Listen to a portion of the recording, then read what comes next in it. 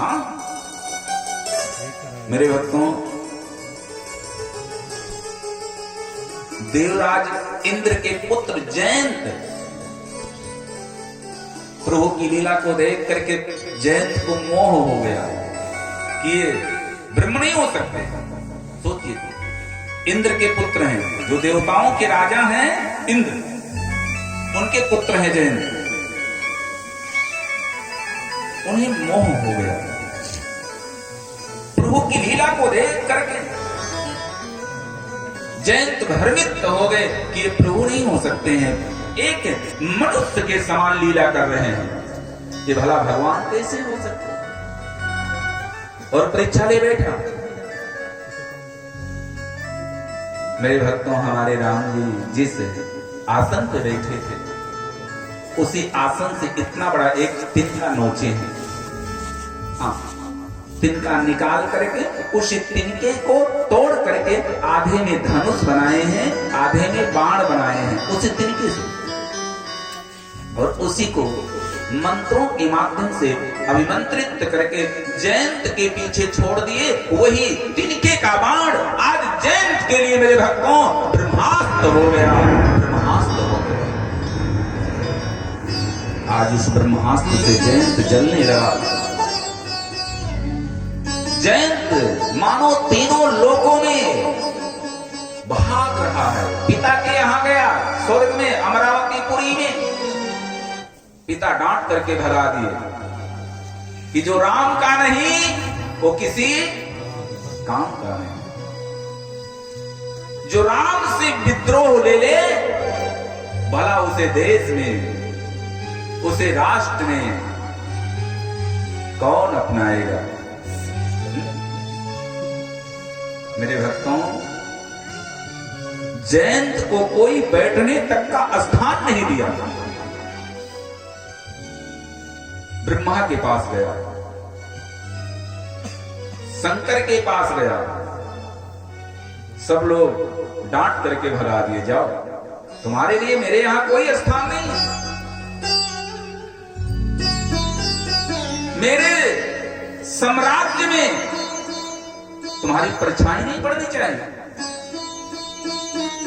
विष्णु के पास गया, विष्णु भी भगा दिए। अब वहां से बेचारा भगा है, असहाय हो गया है, एकदम भगते हुए जा रहा है। एक बात बता दें आप लोगों को, जिसका कोई नहीं होता ना, उसका कौन होता है वो है? जिसको सब ठुकरा देते हैं उसका कौन होता है? संत होते हैं। आज ध्रुव 3 वर्ष का बालक है, 3 वर्ष का। ध्रुव के माता पिता ध्रुव को ठुकरा दिए, जंगल में चला गया ध्रुव। आगे पीछे कोई नहीं है। जंगल में जाकर के मानो एक वृक्ष के नीचे बैठ करके करुण क्रंदन कर रहा, रो रहा है, विलाप कर रहा, छोटा सा बालक। कौन आया? कौन आया वहां? नारद जी है, संत है। उन संतों को प्रभु ही भेजते हैं, लेकिन माध्यम संत का लेते हैं। इसीलिए प्रभु ने स्वयं सबरी से कहा है कि मुझसे अधिक संत कर लेखा। मुझसे ज्यादा पावर संतों के अंदर दी गई है, होती है। मेरे भक्तों, जयंत भागा जा रहा है और पीछे से नारद, देव ऋषि नारद, संत भगवान जयंत को आवाज दिए, हे जयंत रुक जाओ। क्योंकि संत जो होते हैं ना, संत बड़े दयालु होते हैं। बाबा जी कहते हैं, नारद जी को जब जयंत को जब नारद जी ने देखा कि एकदम परेशान है, भयभीत है, अब कहीं नहीं शरण मिलने वाली है उसे, तो आवाज दी। कब? जब ऐसे स्वभाव, ऐसे भाव को देखा। कि देखा नारद विकल जयंता,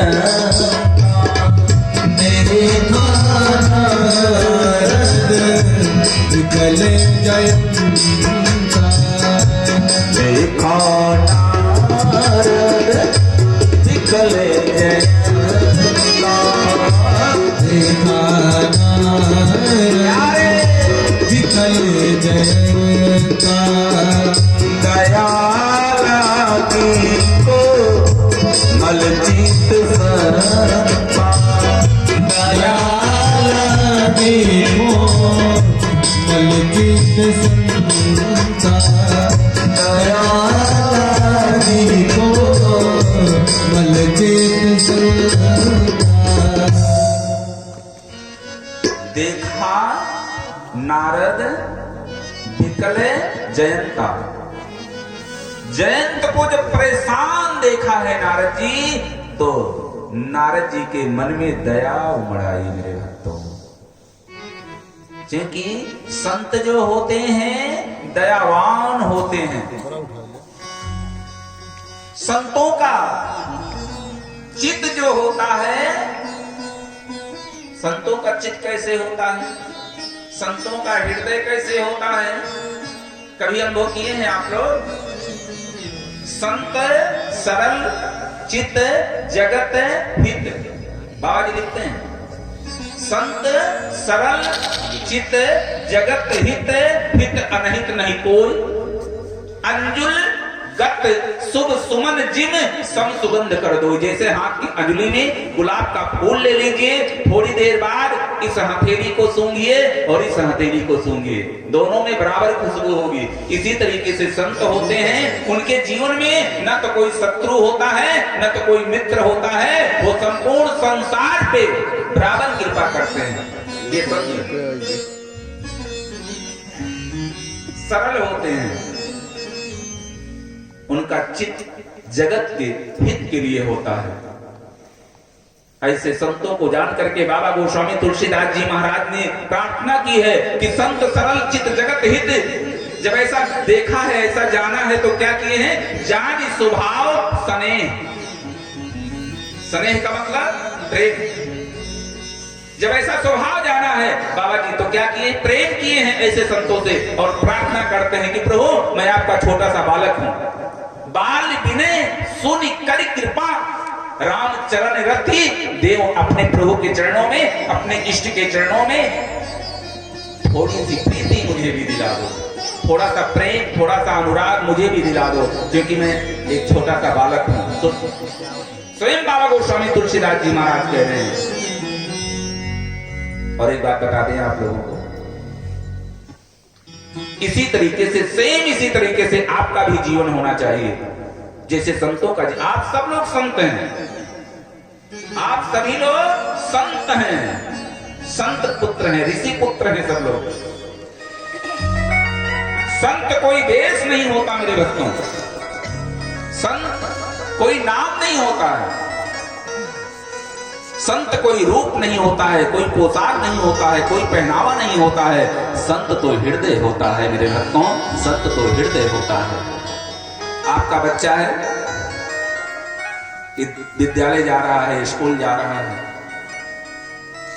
जैसे ही बस से नीचे उतरा आपका बच्चा, छोटा सा बालक है, बस से नीचे उतरा और उसकी नजर पड़ी कि गेट के पास एक कोई वृद्ध बैठा है और आज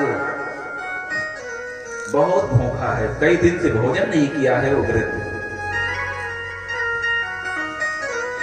उस बच्चा ने अपनी बैग खोली और उसमें से अपनी टिफिन निकाला और ले जाकर के उस वृद्ध के सामने प्रार्थना करते हुए कहता है, अंकल जी आप मेरे तरफ से इसको स्वीकार कीजिए, आज ये प्रसाद आप मेरे तरफ से इसको पाइए।